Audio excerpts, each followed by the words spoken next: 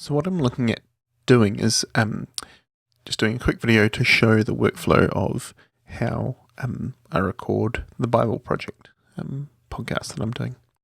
So the aim of this really was to simplify the process, streamline recording an audio file, cleaning up the audio, generating show notes, and then publishing it as a podcast.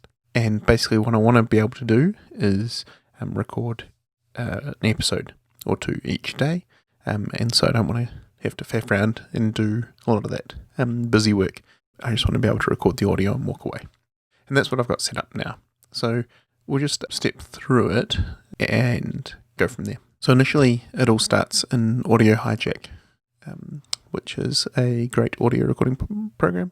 And so you can see here I record via my microphone. I run Denoise, Declick, and some compression. I just add a little bit of delay, which is useful for getting rid of the mouse click at the end of the recording.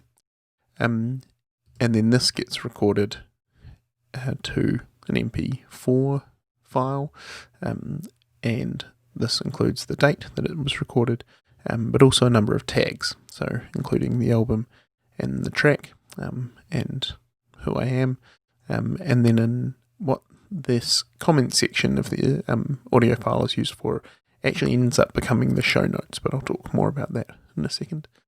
And then all I have to do is when I'm changing the track that I'm recording or the chapter of the Bible that I'm recording, I change the album as the book of the Bible and the track as the chapter of the Bible. And so then I record the audio and finish recording and then walk away, and the rest of it all happens automatically, so we can sort of work through that. So the first thing that happens is we have a program called Hazel, which is just a little program that runs script jobs, looking at watching folders and looking for new files and then doing different things with them. And so this has a script which runs the first sort of stage. As this looks for a file that has the name, the word raw in the file name. It's greater than a megabyte, so that's if I want to quickly sort of start recording and stop recording, it doesn't pick that up. And it's a file that doesn't have a blank album, just to sort of try and select for the files which are actually useful.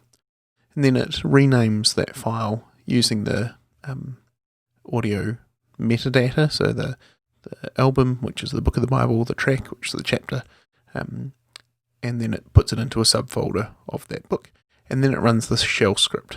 Now this looks a little bit more complicated, but essentially what this shell script is doing is it's giving it an episode number, so it's looking at how many files I've already recorded in the folder, and then appending that number to the start of it, so it's just giving it an episode number, which automatically increments, and then it copies it to this preprocessed folder, which is in a Dropbox. And we'll talk about why it does that in a second.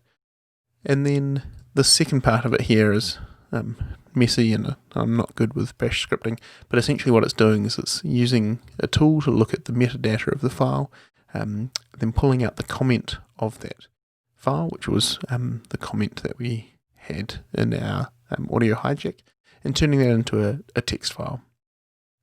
It's then processing a few different things, like looking for new lines and changing the format of those lines to a format which is correct for a markdown style document, and then just doing a couple of other random little bits.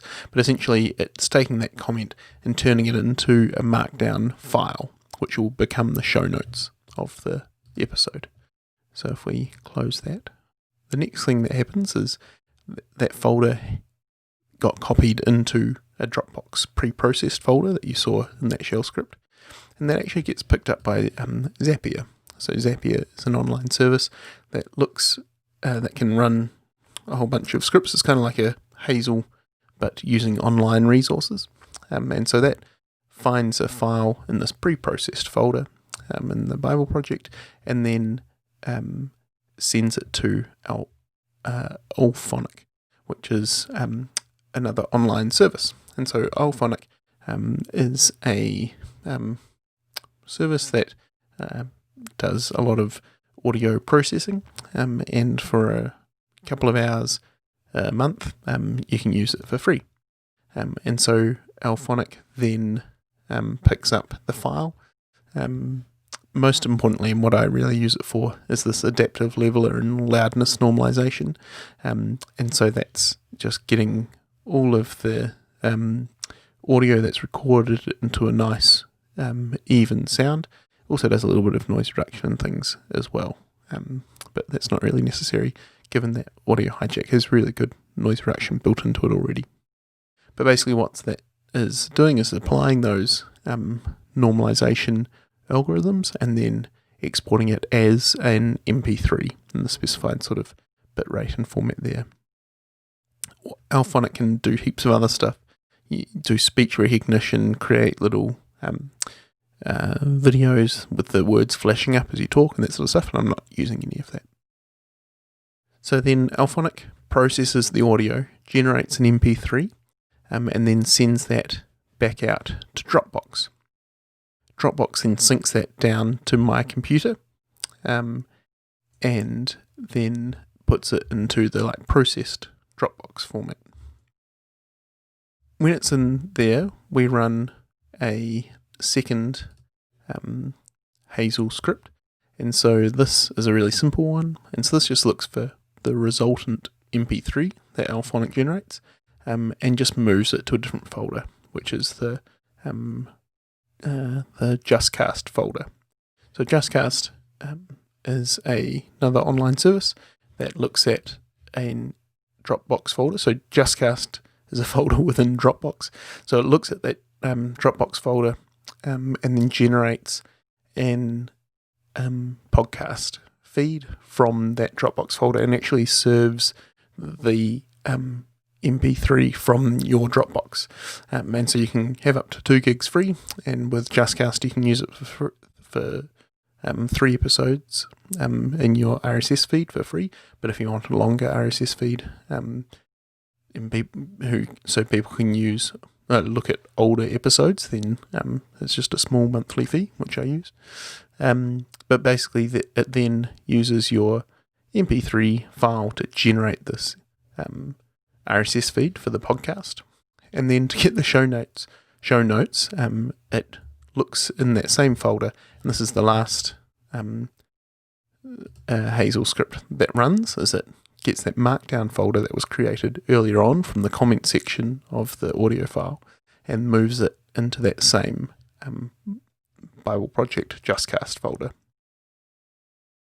One little wrinkle is that I move it in 15 minutes after the file is recorded, and that's just an implementation detail in that JustCast wants the MP3 file there before the markdown notes are added, or else the show notes don't get added to the episode.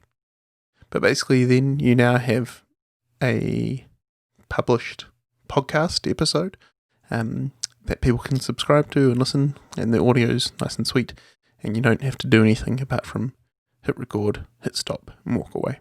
It's really useful.